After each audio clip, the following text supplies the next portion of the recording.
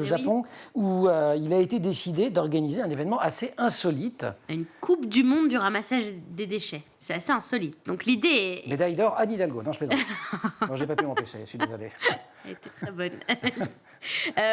Et donc cette idée, figurez-vous, de cette Coupe du Monde suscite l'enthousiasme. Au Japon, une telle compétition existe déjà. Ça s'appelle Spō-Gomi, qui est une contraction des mots sport et déchets en japonais. J'imagine. Voilà. Ouais. Et ça existe depuis 2008. Mais le pays a décidé d'élargir le concours. Et à partir de ce novembre, ce sera donc une Coupe du Monde.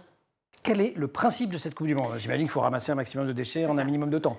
Si je devais en faire une, je la ferais à peu près comme ça. C'est exactement ça. Ouais. Dans une zone déterminée, il y a plusieurs équipes qui s'affrontent et c'est exactement ce que vous venez de dire.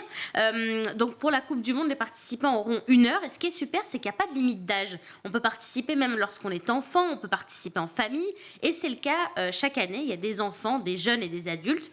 Donc on espère que pour cette Coupe du Monde, il y en aura aussi. Et alors combien de pays participent?